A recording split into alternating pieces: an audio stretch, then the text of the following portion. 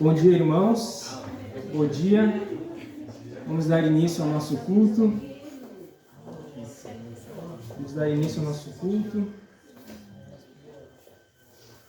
Convido todos a abrir a palavra de Deus nos Salmos, de capítulo 60. Convido também a ficarmos de pé para fazermos a leitura da palavra. Salmo 60.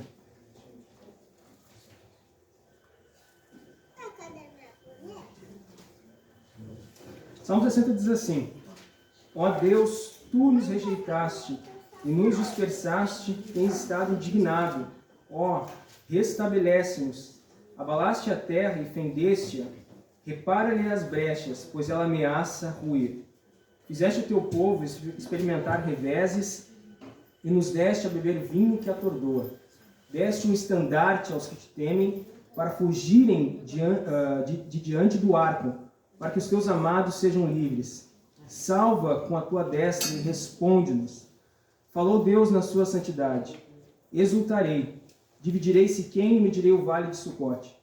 Meu é Gileade, meu é Manassés. Efraim é a defesa de minha cabeça. Judá é o meu cetro.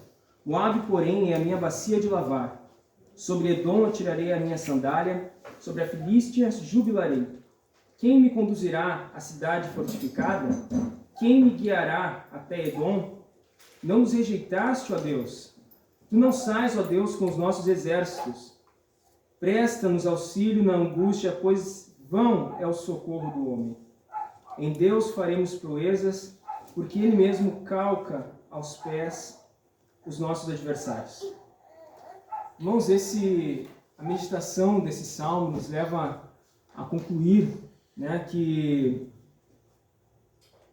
existem algumas verdades extraordinárias que nós devemos observar, que nós devemos ter diante de nós nos dias maus, nos dias do sofrimento. Existem verdades ou fatos extraordinários que nós podemos observar nesses salmos sobre como nós podemos lidar com o sofrimento.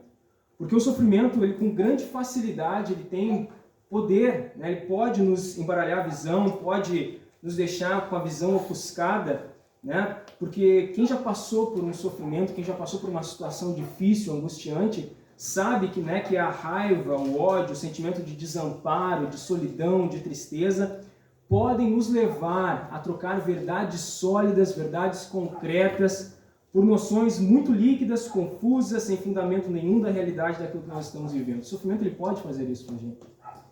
Por conta disso, por conta desse ofuscamento da visão que o sofrimento pode nos causar, o sofrimento pode nos levar a duvidar do amor de Deus, o sofrimento pode nos conduzir para uma longa estrada onde ele vai se autoalimentando e nos impede muitas vezes de descansar no doce consolo do nosso Senhor. Então é por isso que esse salmo ele traz algumas verdades que eu considero extraordinárias sobre como nós devemos nos portar diante do sofrimento, as verdades que nós devemos ter diante dos nossos olhos, diante da nossa vida, quando nós estivermos passando por sofrimentos. E a primeira verdade que nós podemos concluir desse texto é que Deus não decai dos seus atributos e poderes quando o sofrimento cai sobre nós, ou quando nós caímos em sofrimento. O Senhor mantém-se o mesmo. Nos primeiros versículos diz isso, O salmista, passando por uma situação complicada, diz: ó Deus, Tu nos rejeitaste e nos dispersaste. Tens estado indignado. Ó, restabelece-nos, abalaste a terra, fendeste, repare-lhe as brechas, pois ela ameaça ruir. E também no versículo 6 ao 8, falou Deus na sua santidade: exultarei, divirei Siquém e medirei o vale de Sucote. Meu é Gileade, meu é Manassés, Efraim é a defesa de minha cabeça, Judá é o meu cetro. Moabe, porém, é a minha bacia de lavar, sobre Edom tirarei a minha sandália, sobre a Filístia jubilarei. Então, irmãos, nós não podemos de maneira nenhuma excluir ou afastar Deus da participação nos eventos do nosso sofrimento ou no próprio sofrimento. Nós não podemos tirar a presença e a atuação de Deus nos nossos sofrimentos. Nós temos que entender que Ele esteve lá, que Ele estava lá, que Ele manteve-se fiel aos seus propósitos, que Ele manteve-se justíssimo na sua máxima justiça, que Ele se manteve santíssimo, que Ele manteve-se extremamente misericordioso, que Ele se manteve todo-poderoso.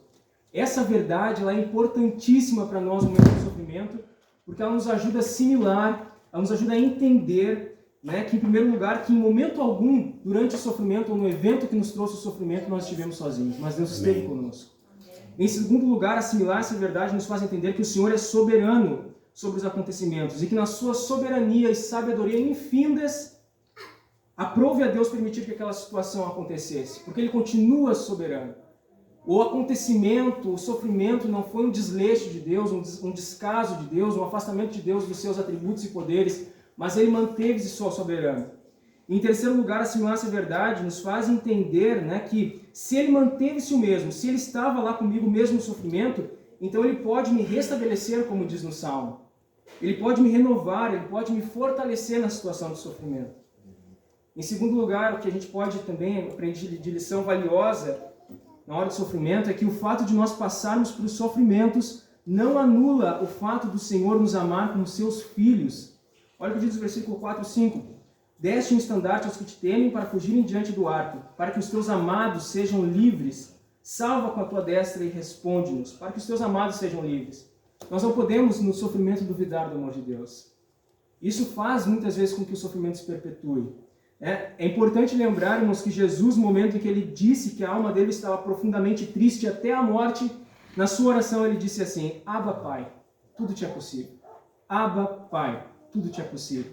É importante lembrar, irmãos, que na hora do sofrimento, nada pode nos separar do amor de Cristo. Nada pode nos separar do amor de Deus que está em Cristo Jesus, nosso Senhor. Nem tribulação, nem angústia, nem perseguição, nem fome, nudez, perigo ou espada.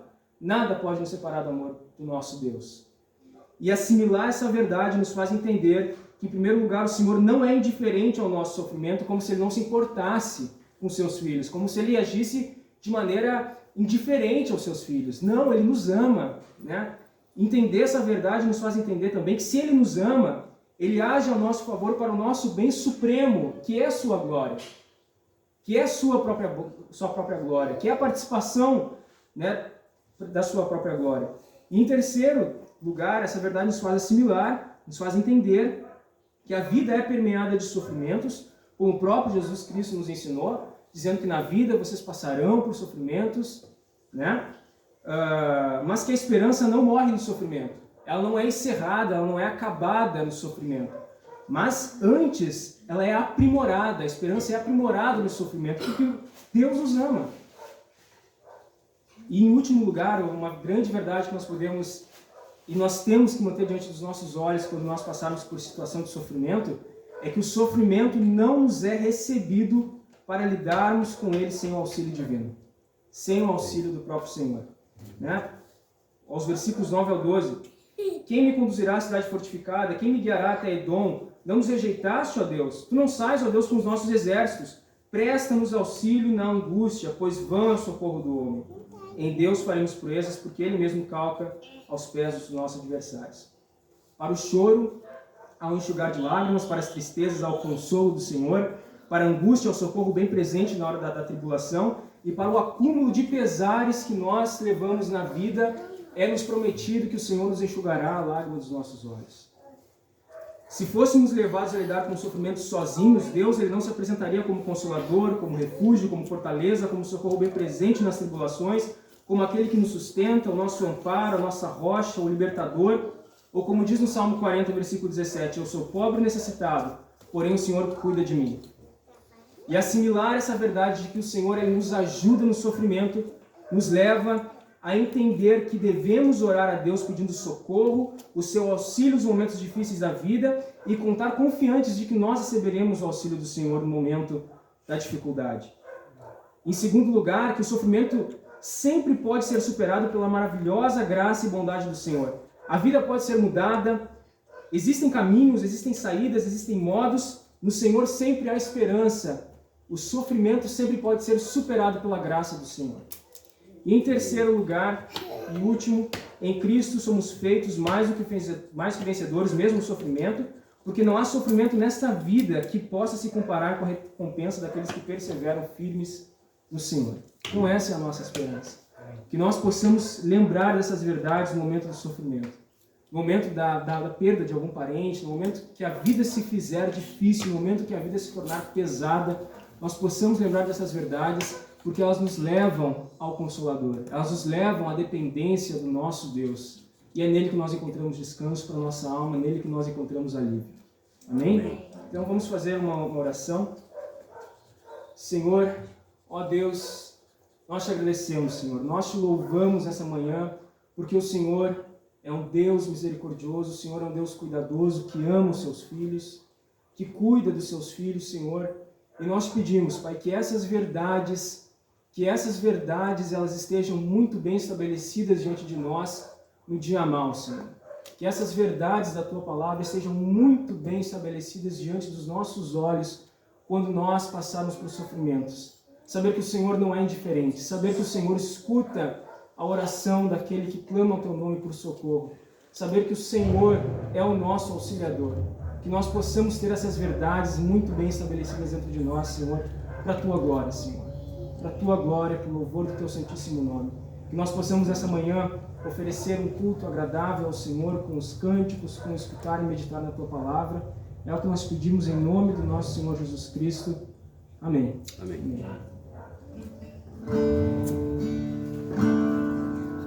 Bom dia, meus irmãos. Bom dia. Bom dia. Vamos louvar o Senhor.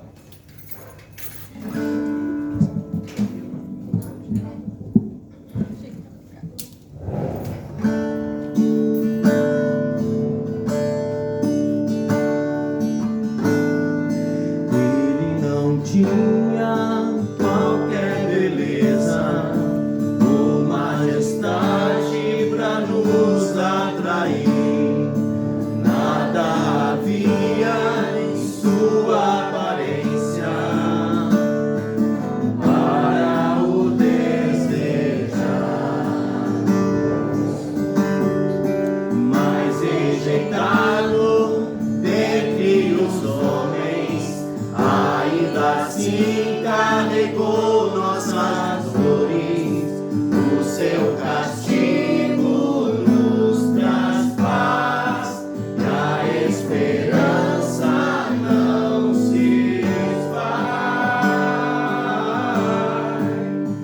A oferta pela culpa ele ofereceu para satisfazer o Criador. Ele morreu para que a sua luz em nós pudesse brilhar. O Filho do amor se entregou em nosso lugar.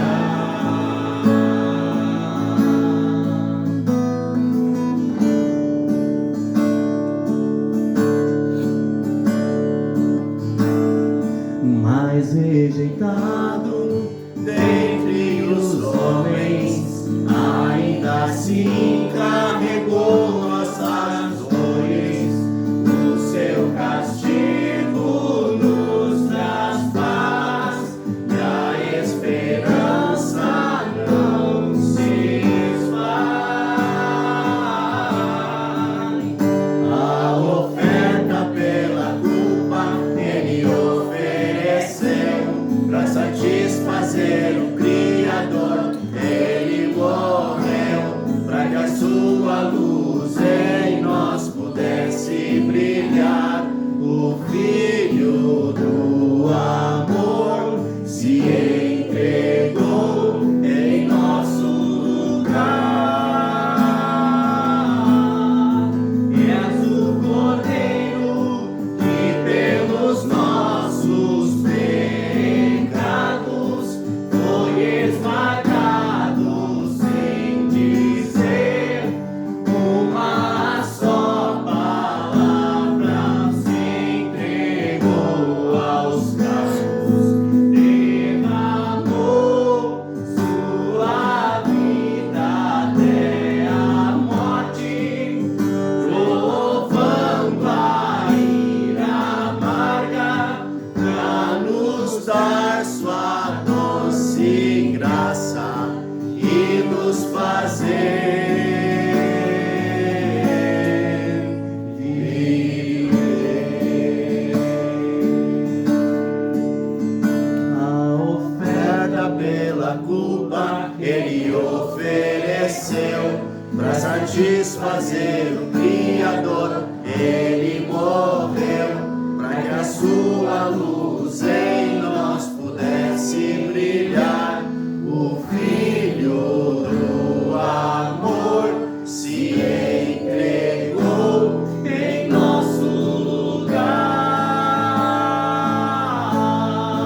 És o Cordeiro que pelos nossos pecados foi esmagado sem dizer uma só palavra, se entregou aos cravos, derramou sua vida até a morte, provando a ira amarga, pra nos dar sua doce graça e nos fazer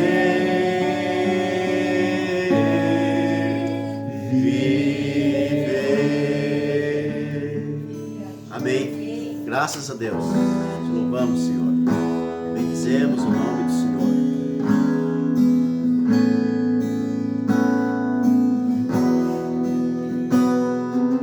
Ele exaltado, o Rei exaltado nos céus, eu louvarei. Ele exaltado, para sempre exaltado, seu nome louvarei.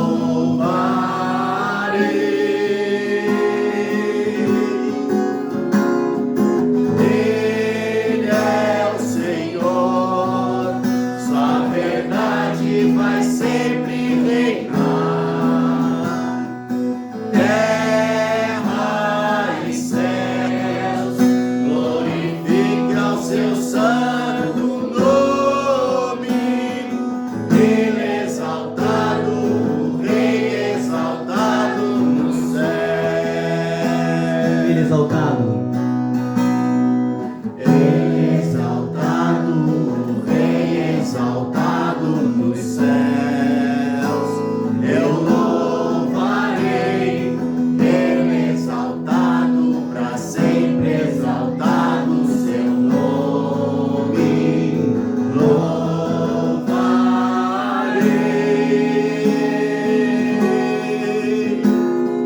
Ele é o Senhor, sua verdade vai sempre reinar. Terra e céus glorificam seu santo nome. Ele é exaltado, o Rei exaltado no céu. Ele é o Senhor. Ele é o Senhor, sua verdade vai sempre reinar. Terra e céus glorificam seu santo nome. Ele é exaltado, o Rei exaltado no céu. Para sempre. Ele é exaltado, o Rei exaltado nos céus, para sempre. Ele é exaltado, o Rei exaltado nos céus. Graças a Deus. Amém. Senhor Deus eterno, nós te louvamos, nós te glorificamos, nós te exaltamos de todo o nosso coração, pois o Senhor é bom, a sua misericórdia é para sempre. Te louvamos, Senhor, por esse dia, te louvamos por hoje ser domingo, te louvamos, Senhor, porque podemos estar no culto hoje, te louvamos pelo culto, Senhor, que prestamos a Ti. Te bendizemos, te glorificamos em nome do nosso Senhor Jesus Cristo. Amém. Podem sentar, meus irmãos, que alegria a gente poder cultuar a nosso Deus, e sejam todos, né, bem-vindos a este culto, né? Irmãos, vamos abrir a palavra em Provérbios, capítulo 1, verso 8. Nós estamos iniciando uma longa jornada no livro de Provérbios, onde nós estamos falando, estou falando sobre o ensino da lei do Senhor na prática, na vida prática.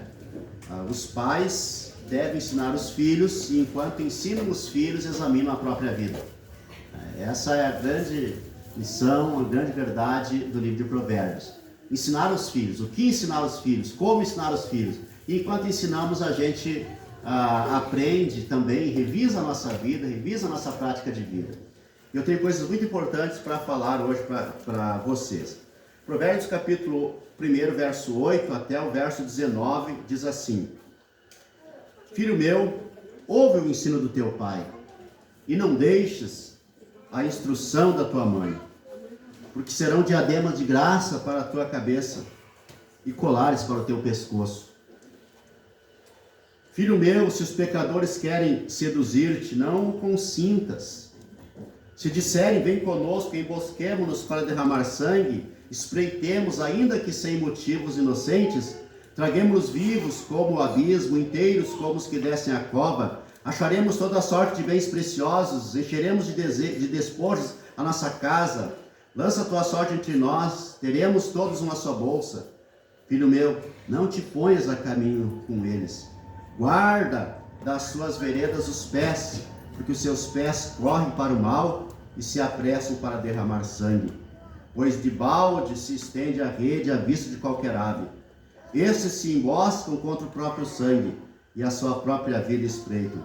Tal é a sorte de todo ganancioso, e este espírito de ganância tira a vida de quem o possui. Meus irmãos, o ensino dos pais deve ser fundamentado na lei do Senhor. Todo o ensino dos pais, quem tem filho, seja filho adulto, seja filho criança ainda, seja quem tem ou quem quer ter, quem deseja ter filhos, quem planeja ter filhos, a verdade é a mesma. Precisamos da lei do Senhor para este ensino e para a vida. Então, o ensino dos pais deve ser fundamentado na lei do Senhor, e é responsabilidade dos pais ensinar o bem aos filhos. É responsabilidade dos pais ensinar o bem aos filhos. E nós estamos nos primeiros ensinamentos do livro de Provérbios. E são ensinamentos que fazem dos pais discipuladores dos seus filhos. É um ensino ou uma catequese de aplicação da lei de Deus para a vida. E eu digo sempre, meus irmãos, que a lei de Deus é o melhor ensino para os nossos filhos. Os 10 mandamentos são o melhor ensino, primeiro sobre a devoção a Deus e segundo sobre a vida comunitária. Porque os 4 primeiros mandamentos: não terás outros deuses diante de mim, não farás para ti imagem de escultura, nem alguma semelhança do que há em cima nos céus, não as adorarás e não lhe darás culto, não tomarás o nome do Senhor teu Deus em vão, lembra-te do dia do sábado para o santificar. É o ensinamento do sujeito em relação a Deus, em relação à adoração. Mas do 5º mandamento em diante, meus irmãos, é o sujeito em relação ao seu próximo. Honra teu pai e tua mãe, não matarás, não adulterarás, não furtarás, não dirás falso testemunho contra o teu próximo, não cobiçarás nada do teu próximo. São os ensinamentos em relação ao outro. E como eu disse no início da nossa série, da primeira pregação, este ensino não é apenas para os filhos, mas também para os pais. Porque enquanto os pais ensinam os filhos, eles avaliam a própria vida em que vivem. E nós, meus irmãos, precisamos, desde antes dos filhos nascer, ensinar nossos filhos. Imaginar o que nós vamos ensinar para eles. Os jovens que ainda não têm filhos, ou aqueles que têm filhos pequenos, mas no caso, por exemplo, dos nossos novos catequizandos, né, o João e a Catherine, eles vão ter daqui um pouco o Caleb, e eles já precisam ensinar o Caleb, né, na mentalidade, na mente, desde agora, porque eles precisam saber o que vão ensinar para o Caleb, que tipo de vida vão passar ao Caleb, que tipo de ensinamento, que tipo de cultura, que tipo de reação. Isso tem que estar na nossa cabeça. Mas, e quem tem filhos adultos? Irmãos, quem tem filhos adultos, e às vezes os pais vêm e perguntam, mas meus filhos já são adultos, e eles são casados, mas eu pergunto, mas eles vêm à tua casa? Ensina eles então, transmite a cultura para eles. O Calvo essa semana veio em casa, ficou 3 dias em casa, e a gente não perde a oportunidade de passar ensinamento, sempre, corrigir, ver o que pecado está praticando e corrigir. Ontem à noite eu falei com a Carol, a gente falou com a Carol por vídeo, e a pauta foi o filme da Barbie, a pauta foi este, eu não perco a oportunidade de fazer a minha crítica, e a minha crítica é bem pesada, porque tem que ser, mesmo que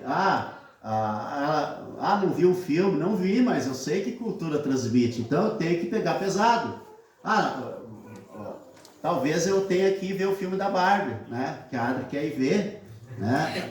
E se ela não conseguir uma amiga para ir, eu vou fazer o papel de amiga dela, né? Eu vou ir ver o filme. Então, mas eu vou fazer a minha crítica também, né? Porque é uma cultura, meus irmãos, sendo ensinada, uma cultura sendo passada. E não acham que a cultura, por melhor, por mais neutra, não é a cultura neutra, né? Mas por mais, digamos assim, não maligna que seja uma cultura, é cultura. E ela transmite algo, ela quer ensinar algo. A intenção de quem faz um filme, de quem escreve um livro, de quem faz uma poesia, até de quem faz uma música, tem uma intenção original. Tem um significado.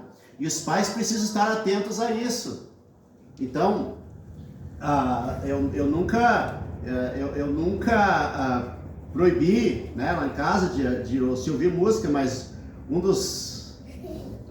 tá ao vivo não, tá gravado, fica gravado e tal, né, vamos fazer o quê? Estou ensinando a igreja, mas um dos cantores, por incrível que pareça, que a gente ouve lá em casa, sempre ouviu, desde que as crianças são adolescentes, é o Armandinho.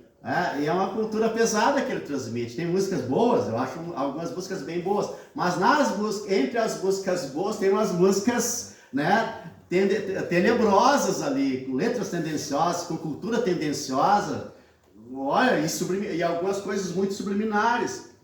E mais maduro hoje, aos meus 57 anos, né, agora sexta-feira estava dando um show ao vivo lá com ele, eu fui dar uma ouvida, né? E cada vez mais eu consigo discernir coisas ali que eles estão dizendo. Então os filhos precisam estar atentos, aliás, os pais precisam estarem atentos aos filhos. Então as melhores maneiras de ensinar cultura aos filhos, meus irmãos, é por meio dos 10 mandamentos e por meio do credo apostólico. Eu acho que 3 coisas são perfeitas em textos bíblicos ou não bíblicos: os 10 mandamentos, a oração do Pai Nosso e o credo apostólico. Creio em Deus, Pai Todo-Poderoso, Criador do céu e da terra. Olha que definição, que transmissão de quem é Deus. Creio em Jesus Cristo, seu único Filho, nosso Senhor, o qual foi concebido por obra do Espírito Santo, nasceu da Virgem Maria, padeceu sob o poder de Pôncio Pilatos, foi crucificado, morto e sepultado, desceu ao inferno, ressurgiu dos mortos ao 3º dia, subiu ao céu, está sentado à direita de Deus Pai Todo-Poderoso, de onde há de vir para julgar os vivos e os mortos. Creio no Espírito Santo, na Santa Igreja Católica, na comunhão dos santos, na remissão dos pecados, na ressurreição do corpo, na vida eterna. Amém. Irmãos, vocês, uma vez no dia, eu esqueci, não tenho como, mas uma vez, no mínimo dos mínimos, 2, 3 vezes por semana, recitar isso aqui com seus filhos. Que ensinamento vocês vão estar transmitindo para eles. E outra, isso aqui não é como ver um filme, né? Ontem a Adri, inclusive, viu uma postagem assim, as famílias dos cristãos estão em perigo, mais ou menos isso, né? Os perigos da família cristã com o filme da Barbie. Aí até ela comentou lá na postagem, que famílias fracas são as famílias cristãs, que um filme coloca elas em perigo. Não pode. Como assim colocar as famílias em perigo? Por quê? Por que há esse perigo? Irmãos, porque os filhos não são ensinados, eles são expostos à cultura e não é feito às vezes, a contrapartida. Por exemplo, vocês não acham que o credo apostólico tem mais poder do que o filme da Barbie? Tem ou não tem? Tem. Vocês não acham que o credo apostólico recitado, ou 10 mandamentos, ou oração do Pai Nosso, não tem mais poder que qualquer música? Uma música não pode ter mais poder. Claro, a música tem poder porque aciona, né, gatilhos mentais, mas se uma música feita por um pecador aciona gatilhos mentais, quanto mais um texto transmitido por Deus. Então transmita esses textos para os filhos, ensina aos filhos, não se omita de ensinar os 10 mandamentos, o Pai Nosso, o credo apostólico, as bem-aventuranças para os seus filhos. Isso é decidir que os filhos serão abençoados, meus irmãos. Então, os 10 mandamentos, o credo apostólico, a oração do Pai Nosso, as bem-aventuranças, são as melhores instruções para começar a ensinar os filhos sobre tudo. Por quê? Enquanto ensinamos, nós aprendemos também. Enquanto ensinamos, nós crescemos também. Enquanto firmamos eles, nós nos firmamos também. Então eu quero trazer aqui, meus irmãos, alguns direcionamentos. Em primeiro lugar, o ensino dos pais deve direcionar os filhos ao bem. Verso 8, filho meu, ouve o ensino do teu pai e não deixes a instrução da tua mãe. O termo aqui ouve o ensino do teu pai, pode ser traduzido como obedece, segue. O termo ouve, então, tem essa força de obedece ao ensino. Ouve, obedece, atenta. Tanto Jesus mesmo, ele fala, né? Se o irmão pecar contra ti, vai ter com ele. Se ele te ouvir, isso em Mateus, se ele te ouvir, você ganhou seu irmão. Mas em Lucas, veja que muda. Se o teu irmão pecar contra ti, vai ter com ele. Se ele se arrepender. Em Mateus diz ouve, se ele te ouvir. Mas em Lucas diz se ele se arrepender. Você ganhou o seu irmão. O ensino do pai, então, ele é a disciplina, é a correção. E a instrução da mãe aqui é a lei de Deus. Por quê? Nos tempos bíblicos, era a mãe que ensinava os princípios da lei de Deus.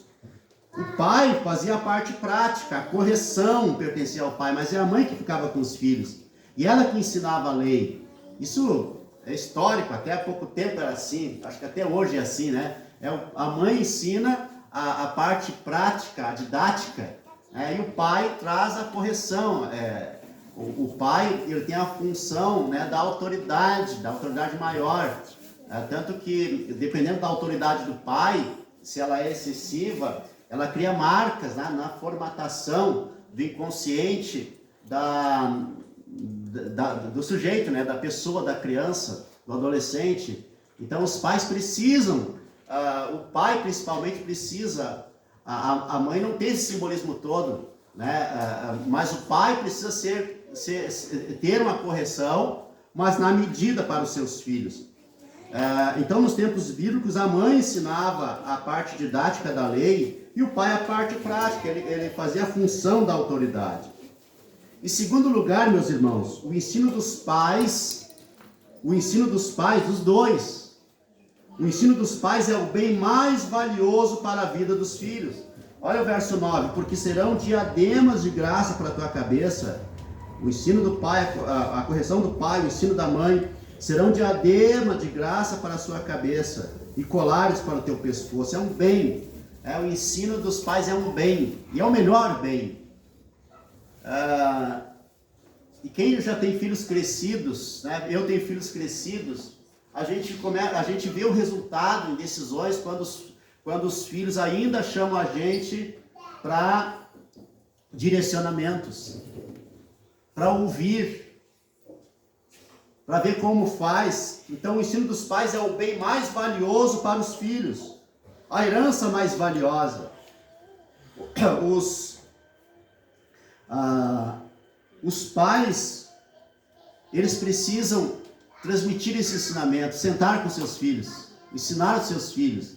E uma das melhores maneiras para os filhos maiores, aliás, para os filhos que já começam a entender, já começam a ver desenhos, ver filmes, ir para a escola, ir para a escolinha ou coisa parecida, a melhor maneira é dialogar com os filhos, fazer pergunta para os filhos ou responder as perguntas dos filhos, porque geralmente tem uma idade que os filhos começam a fazer muitas perguntas. Por que isso? Porque aquilo? O pai e a mãe não podem perder a paciência com as perguntas dos filhos. Eles precisam sentar e responder todas as perguntas dos filhos, todas. Eu vou dizer, Rogério, outro dia a Adri me chamou e disse, às vezes eu fico com medo que tu passe até por causa de uma reunião que a gente teve lá em casa, com a gurizada aí, né, com os nossos casais de líderes, e ela tem às vezes o medo de passar a impressão que a gente fez tudo certo com os filhos, ou faz tudo certo na vida. Não. Nem sempre eu tive essa paciência de fazer o que eu estou dizendo aqui, mas já fiz muito. Algumas vezes eu tive paciência, sim, a maioria, mas boas vezes não. Mas até hoje a gente tem a prática de sentar com os filhos e responder as perguntas deles. Os filhos que se criaram perfeitos? Não. Os filhos são pecadores? São.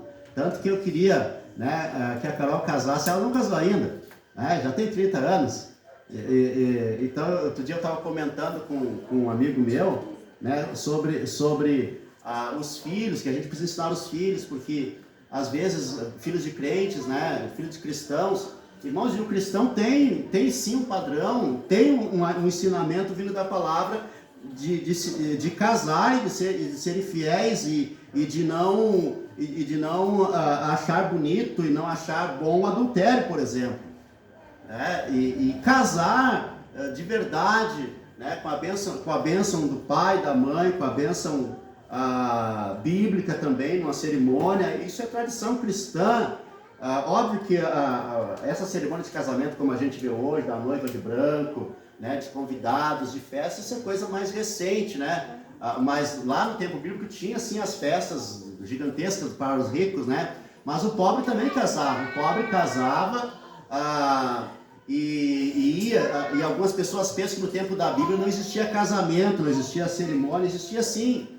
Aliás, em todas as culturas da humanidade inteira existe cerimônia de casamento. Por quê? Porque o casamento faz parte da lei natural, faz parte da graça de Deus universal. Então, em todas as culturas tem, em todas as culturas que vocês puderem imaginar.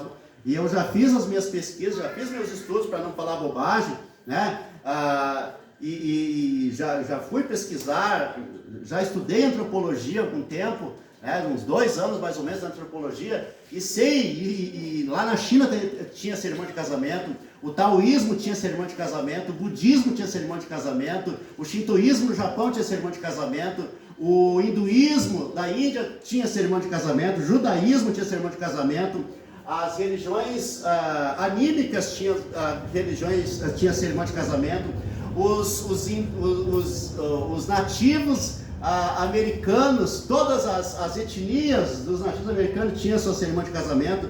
Inclusive, na minha adolescência eu lia muito Tex, não existe mais o Tex, mas era um gibi de um desses cowboys, né? Não era cowboys ainda, mas era um desses rangers, né?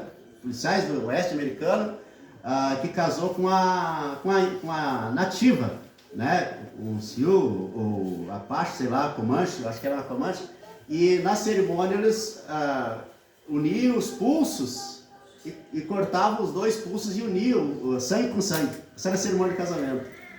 Eu acho que eu desmaiaria, porque eu tenho, né, eu gosto de corte, acupuntura, essas coisas todas, mas lá eles cortavam o pulso, assim, um pouquinho do pulso de cada um e uniam.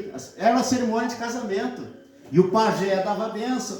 Então o casamento, meus irmãos, o cristão não pode aceitar, por exemplo, uma cultura de só se juntar. Não, vamos se juntar, não tem cerimônia, porque na Bíblia não tem cerimônia de cartório.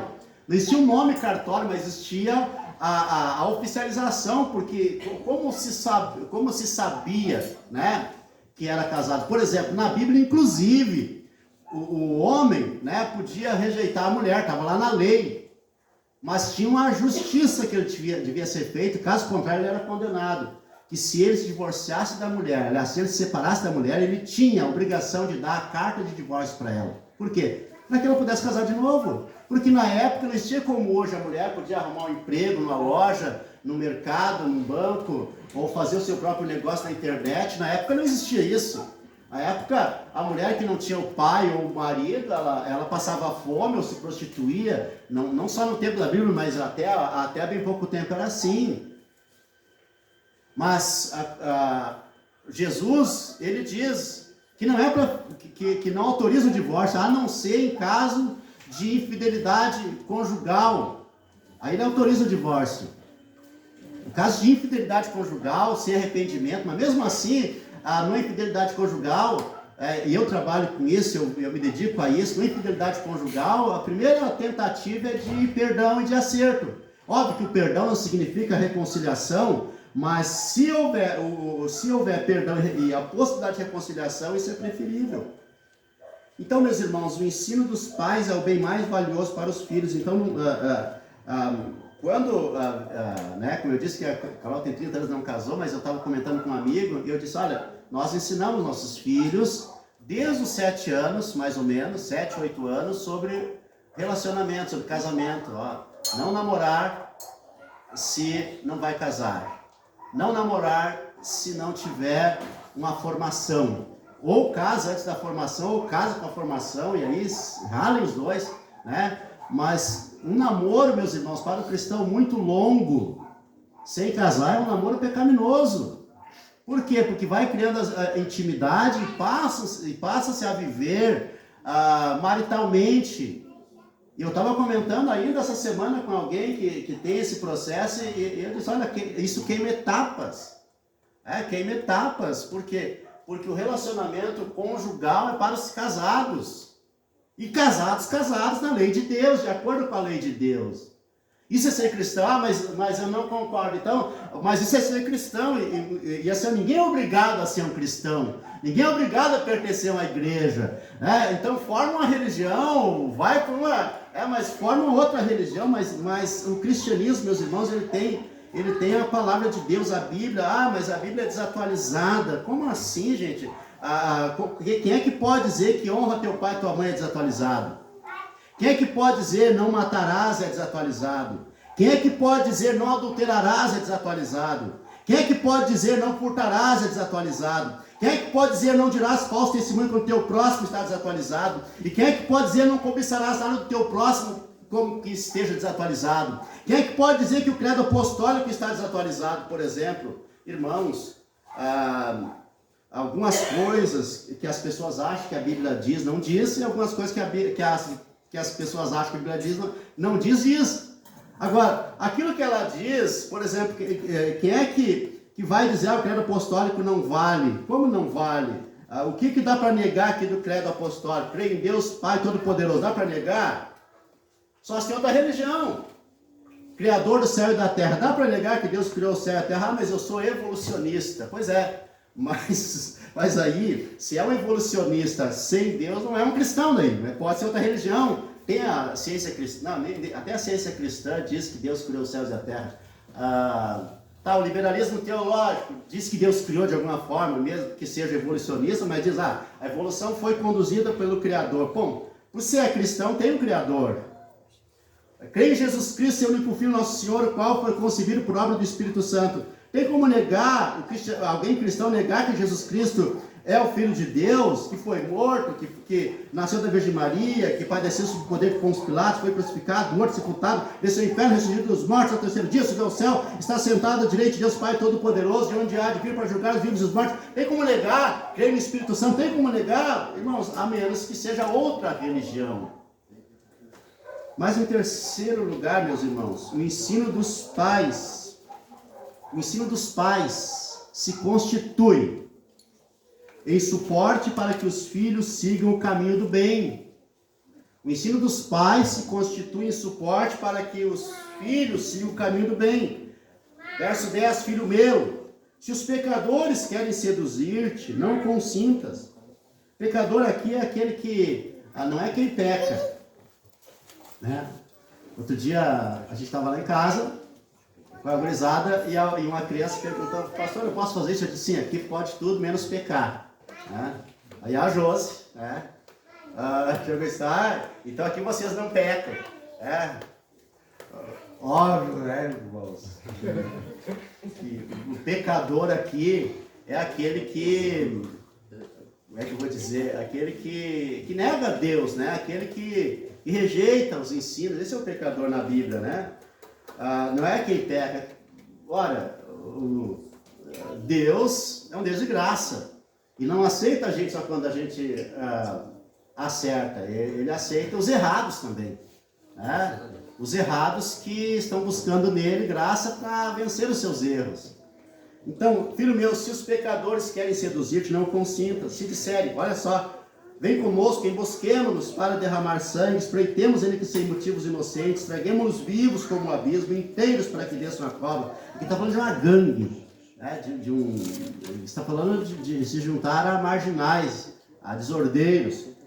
Acharemos toda sorte de bens preciosos, encheremos de despojos a nossa casa, lança a tua sorte entre nós, teremos toda uma só bolsa.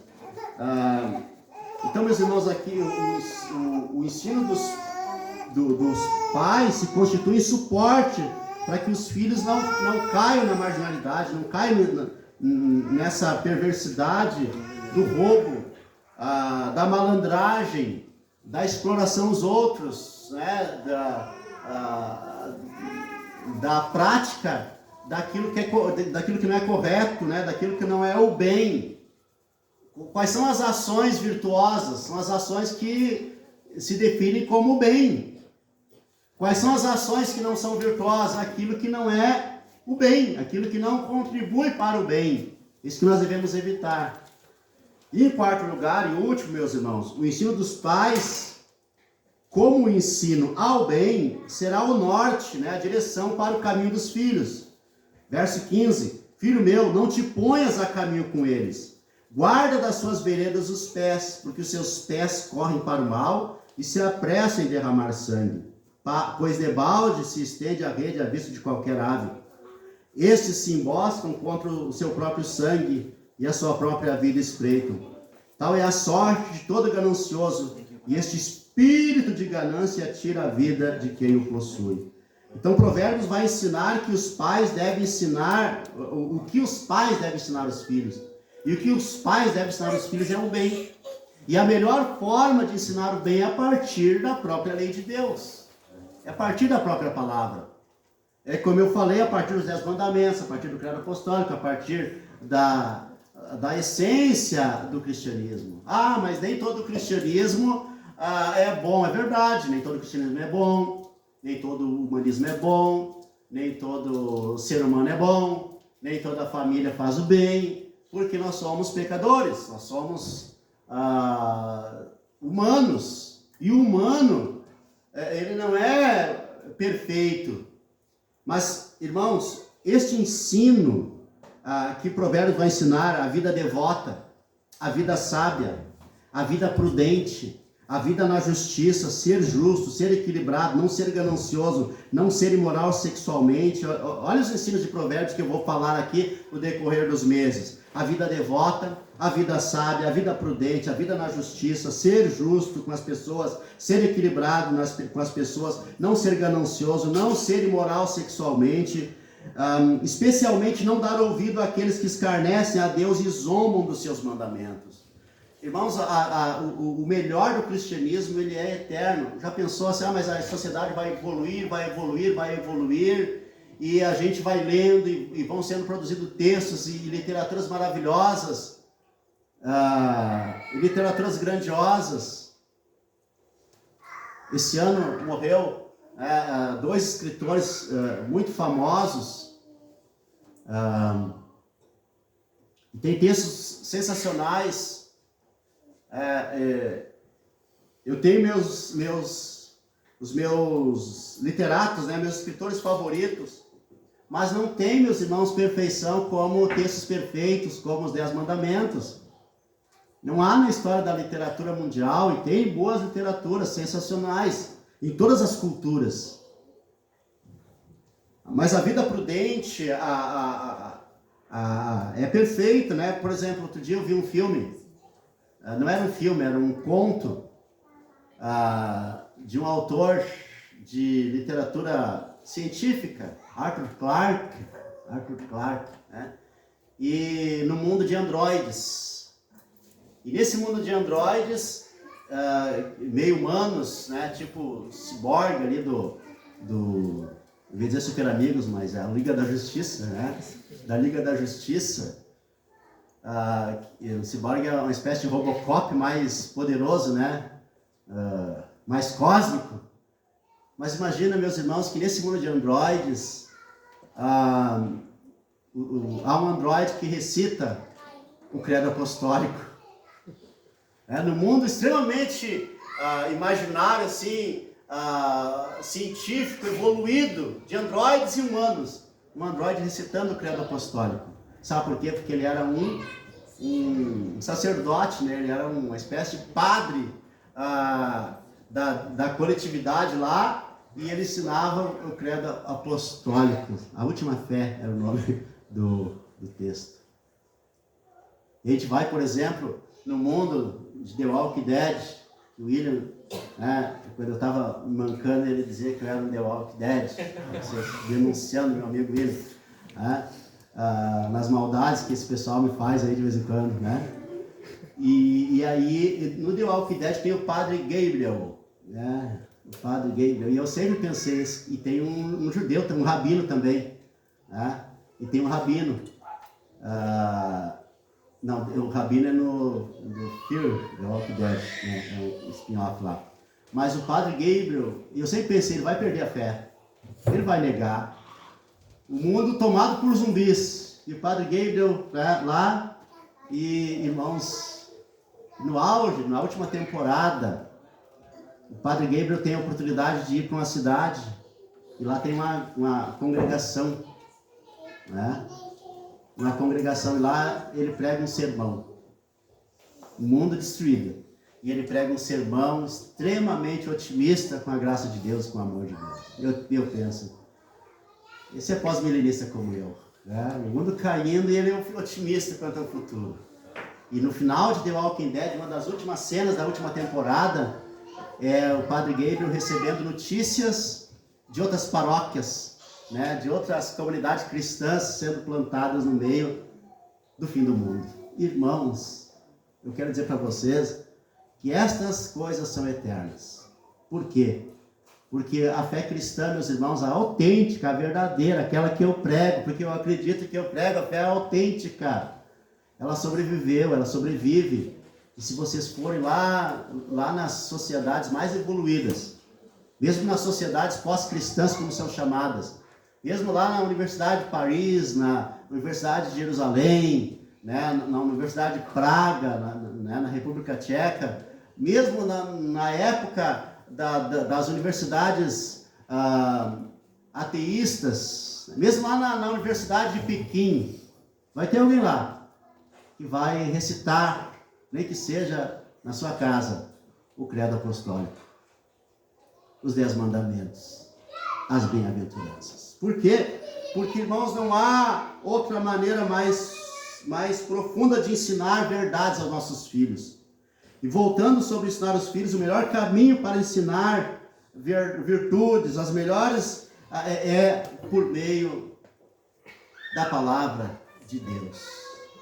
Voltando lá no início, quando eu falei como que todos os dias eu aproveito para ensinar lá em casa e lembrar, diante das culturas que a gente recebe, e como eu disse, eu não sou contra a gente consumir culturas de maneira nenhuma, a gente consome culturas das mais variadas, mas de vez em quando eu chamo os meus filhos, inclusive converso com a Adri, dizendo, olha, mas isso aqui, é isso aqui, porque a cultura nos leva, né? Ela nos leva, mas ela é temporária, ela tem um prazo de validade. Irmãos, qualquer cultura ela precisa ser atualizada, inclusive algumas teologias.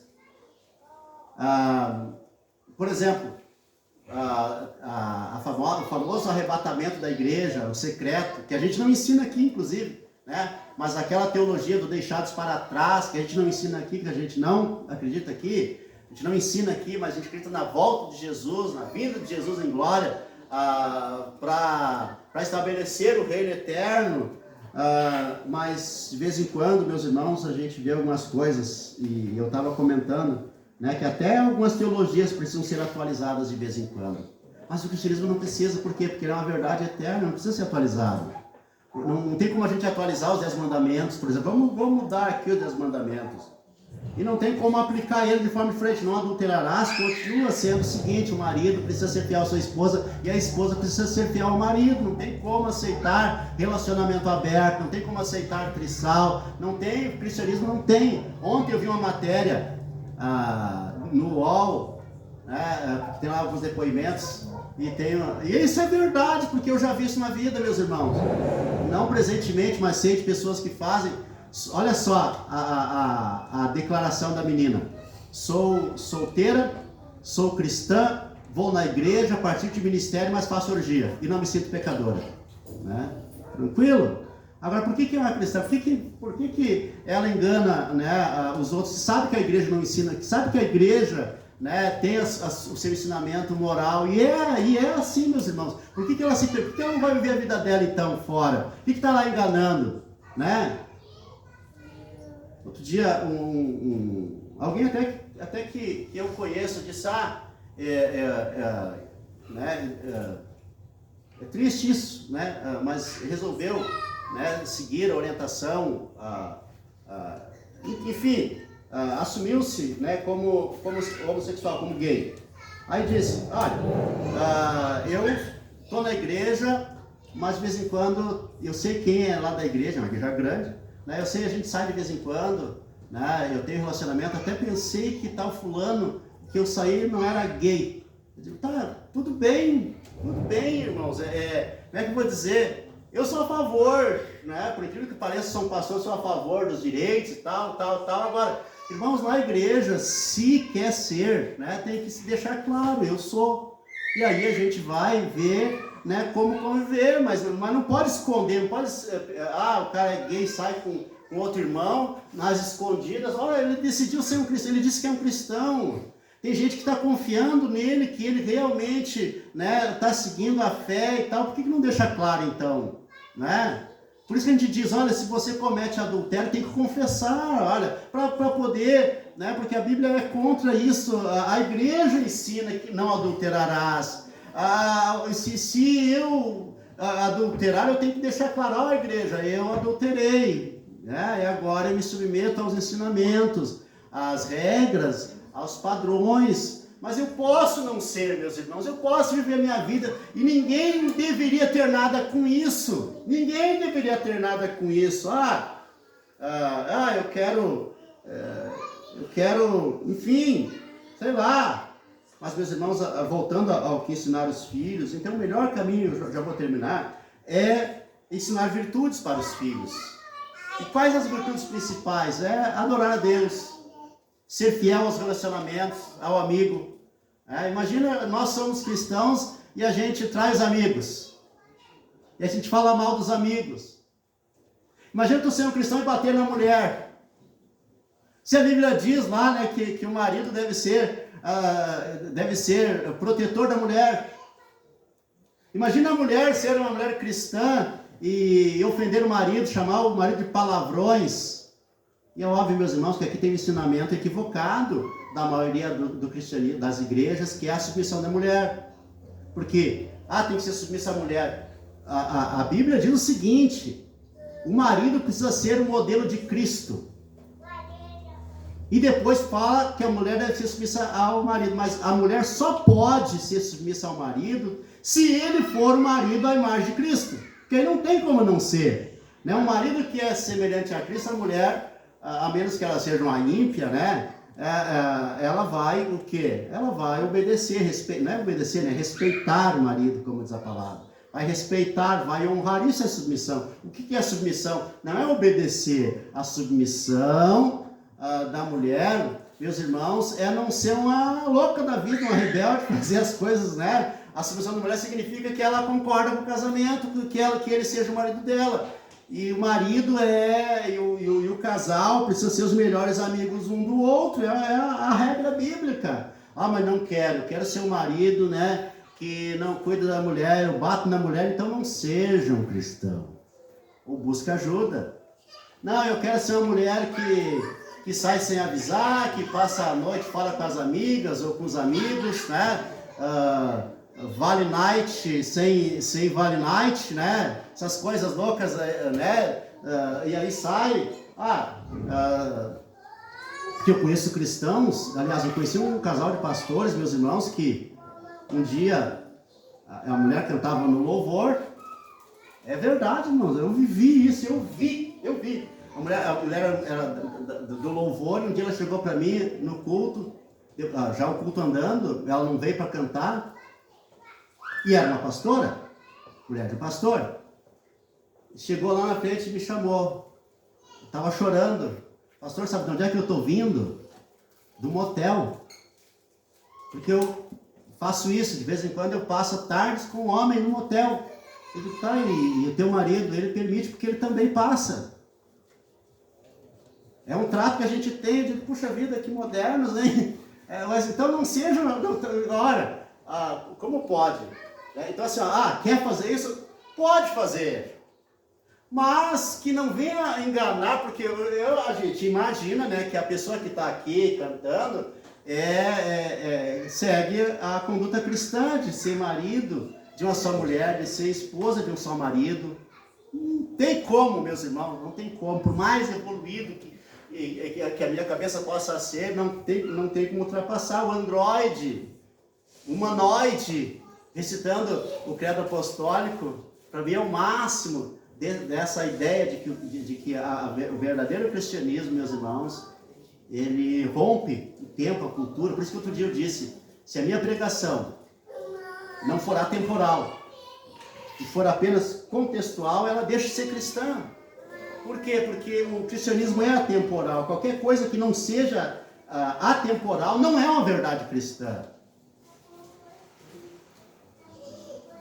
Então, para finalizar, meus irmãos, as melhores virtudes aos filhos está também no ensino de Jesus, por exemplo, nas bem-aventuranças. Mateus capítulo 5, verso 3 ao 12. Bem-aventurados os humildes de espírito, porque deles é o reino dos céus. Isso não pode mudar. Não tem como mudar.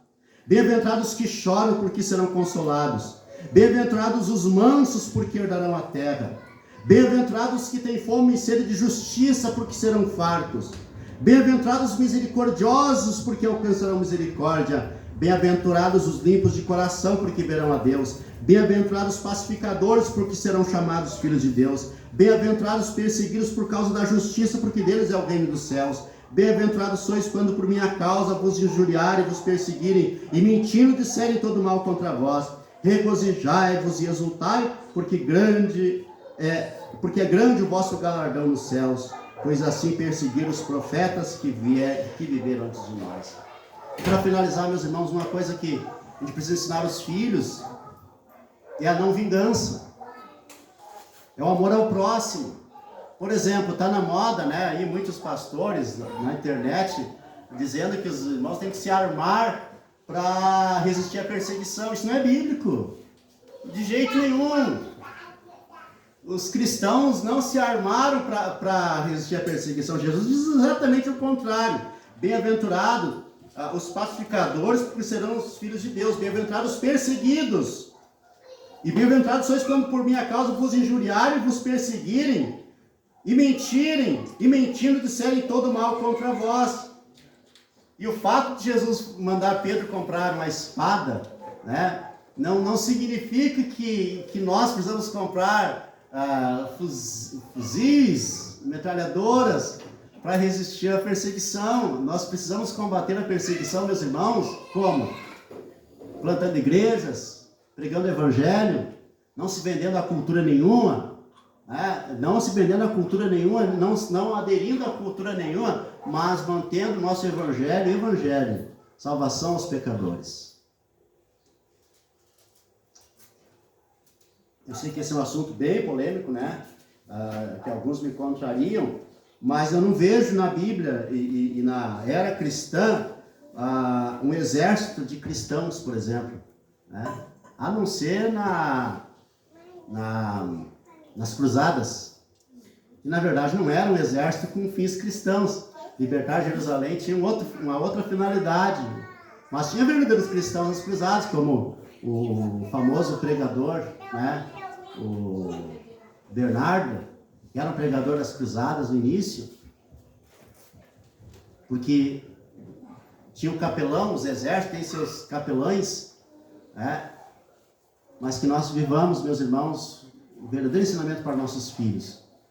As culturas do mundo estão aí, e a gente precisa ensinar nossos filhos como viver nas culturas, como escutar uma música.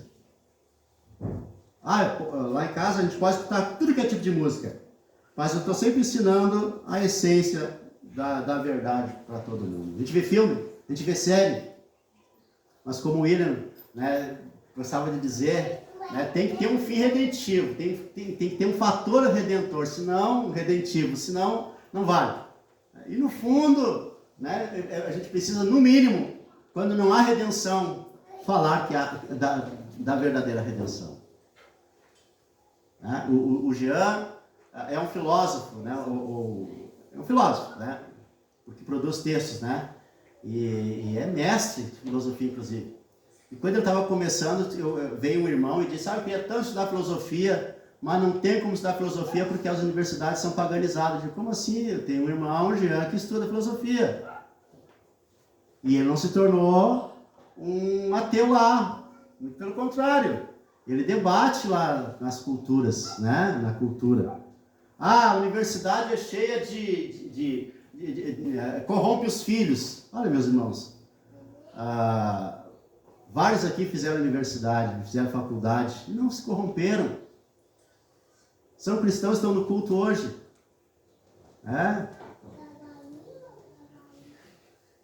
Então, meus irmãos, não venham com a ideia de que a cultura, ela vai fazer isso e aquilo para a igreja. Ensina os filhos. Enquanto a gente ensina, a gente aprende também. Amém? Amém. E a gente vai continuar. Vamos ficar em pé, meus irmãos? Graças a Deus.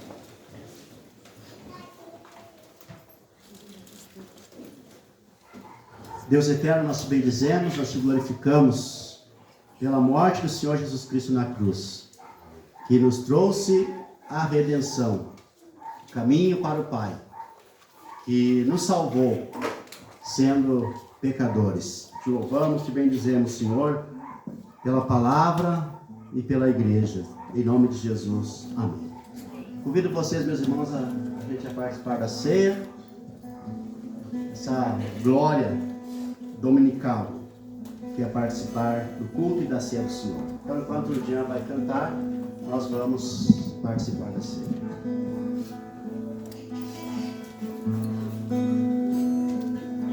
Teu sangue leva-me além, a todas as alturas, onde ouço a tua voz, alarde tua justiça pela minha vida. Jesus, este é o teu sangue.